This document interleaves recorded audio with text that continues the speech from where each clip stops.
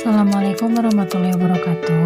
Kami dari kelompok 4 beranggotaan Ai Siti Rohmah, Istiana Faujiah, Lili Siti Sofia, Nia Munajah, dan Nasrul Jum'ah. Di sini kami akan mempresentasikan mengenai perilaku jujur. Assalamualaikum warahmatullahi wabarakatuh. Waalaikumsalam warahmatullahi wabarakatuh. Apa kabarnya hari ini anak-anakku sekalian? Baik, Bu. Alhamdulillah, mudah-mudahan kita senantiasa diberikan sehat selalu ya. Amin. Hari ini apakah hadir semua? Hadir, Bu. Alhamdulillah. Puji beserta syukur marilah kita panjatkan kepada Allah Subhanahu wa Ta'ala, yang mana atas berkat dan rahmatnya hari ini kita bisa berjumpa kembali dalam mata pelajaran pendidikan agama Islam, yang tentunya kita diberikan sehat selalu oleh Allah Subhanahu wa Ta'ala, dan mudah-mudahan hari ini kita belajarnya diberikan kelancaran dan tentunya selalu diberikan semangat ya. Hari ini kita akan belajar mengenai berani berperilaku jujur, tetapi alangkah baiknya kita awali pembelajaran hari ini dengan bacaan basmalah bersama-sama. Bismillahirrohmanirrohim. Ya, seperti yang Ibu tadi sampaikan, bahwasanya hari ini kita akan mempelajari berperilaku jujur. Siapa yang tahu apa artinya jujur? Apa itu, Bu? Tidak tahu? Tidak. Nah, dalam bahasa Arab, jujur itu adalah sidik atau as-sidq, yang artinya yaitu percaya, kemudian juga benar atau berkata benar.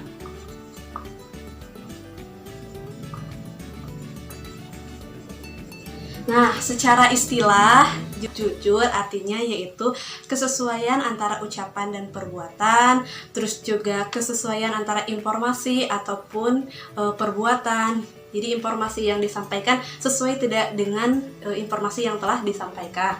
Selain itu juga jujur adalah sesuatu yang baik yang di dalamnya tidak dicampuri dengan kedustaan atau kebohongan.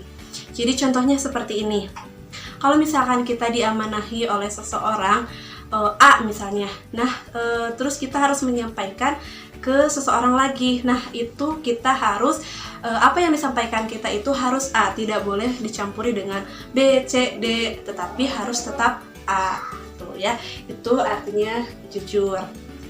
Nah, menurut Imam Al-Ghazali, jujur itu mempunyai 3 sifat. Yang pertama yaitu jujur dalam niat. Terus juga yang kedua yaitu jujur dalam perkataan atau perbuatan.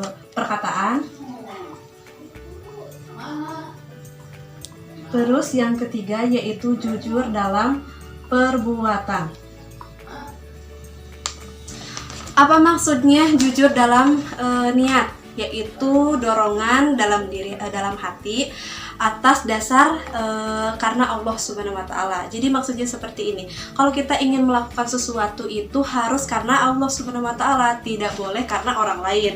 Contohnya, kalau kita misalkan ya nih pergi mengaji atau sholat berjamaah di masjid, itu bukan karena Allah, tetapi karena ada si A, ada si B, jadi supaya dia itu tertarik oleh kita. Nah, itu tidak boleh seperti itu. Berarti dia dalam hatinya tidak jujur. Kemudian yang kedua yaitu jujur dalam perkataan. Maksudnya yaitu jujur antara informasi yang diberikan sesuai dengan informasi yang telah disampaikan. Seperti tadi Ibu jelaskan, kalau misalkan amanahnya itu A, berarti yang disampaikannya juga harus A. Tidak boleh ada tambahan atau dikurangi.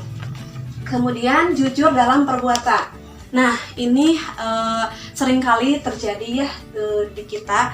Contohnya seperti ini, kalau orang tua kita menyuruh misalkan ini uang untuk membayar SPP, tetapi kadang kala kita menyelewengkan, bukan buat bayar SPP tetapi untuk jajan. Nah, itu tidak jujur secara perbuatan. Harusnya kita memberikan uang tersebut untuk membayar SPP, tetapi malah kita gunakan untuk uang jajan. Itu tidak baik ya. Jadi kita harus jujur dalam sehari-hari, karena karena memang itu perintah dari Allah. Selain itu juga jujur itu mempunyai beberapa hikmah. Apa saja sih hikmah yang kita dapat kalau kita berperilaku jujur? Yang pertama, kita mendapatkan ridho dari Allah Subhanahu wa Ta'ala. Siapa sih yang tidak ingin mendapatkan ridho dari Allah Subhanahu wa Ta'ala? Kita beribadah kepada Allah tentunya ingin mendapatkan ridho dari Allah Subhanahu wa Ta'ala. Nah, salah satu kunci kalau kita ingin mendapatkan ridho dari Allah Subhanahu wa Ta'ala yaitu kita berperilaku jujur. Kalau kita dalam kehidupan sehari-hari senantiasa berperilaku jujur, kita akan mendapatkan ridho dari Allah Subhanahu wa Ta'ala. Kemudian yang kedua, perasaan kita itu menjadi tenang. Kenapa menjadi tenang? Karena apa yang misalkan kita diamanahi oleh seseorang, terus kita menyampaikan kepada seseorang lagi. Nah, apa yang kita sampaikan itu sesuai dengan apa yang disampaikan oleh orang lain tanpa ada tambahan atau kurangi. Jadi misalkan diamanahi A, kita menyampaikannya A, tentunya tidak akan menimbulkan permasalahan. Misalnya kalau kita menambahkan B, C, D, nantinya akan menimbulkan permasalahan. Tetapi kalau misalkan kita A, tentunya hati kita akan merasa tenang, terus kita juga akan dipercaya oleh orang lain. Nah, yang ketiga yaitu bisa membentuk diri. Apa saja yang membentuk diri itu? Yang pertama, kita menjadi orang yang bertanggung jawab, kemudian menjadi seorang yang amanah, tentunya amanah diamanahi oleh seseorang. Jadi orang lain percaya kepada kita dan kita senantiasa memberikan apa yang disampaikan itu sesuai yang diamanahinya. Nah, dan pastinya orang-orang pun akan menyukai kita dan selalu percaya kepada kita. Lalu selanjutnya yaitu mendapatkan pahala. Ini sudah pasti ya, karena jangankan mendapatkan pahala, tadi juga kita akan mendapatkan ridho dari Allah Subhanahu wa Ta'ala. Pastinya kalau kita senantiasa melakukan jujur, kita akan mendapatkan pahala dari Allah Subhanahu wa Ta'ala.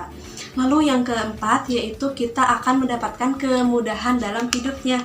Nah, kalau misalkan kita itu berperilaku jujur, orang-orang itu akan percaya kepada kita. Ya, kita itu akan dimudahkan dalam hidupnya. Contohnya misalkan kita lagi kesusahan, terus kita meminjam barang atau meminjam uang, karena orang percaya kepada kita, tentunya orang lain juga akan memberikan apa yang kita butuhkan karena orang lain percaya terhadap kita. Dan itu sudah Allah janjikan kalau kita akan dimudahkan dalam hidup kita kalau kita berperilaku jujur. Nah, yang terakhir yaitu kita selamat dari bahaya dan azab.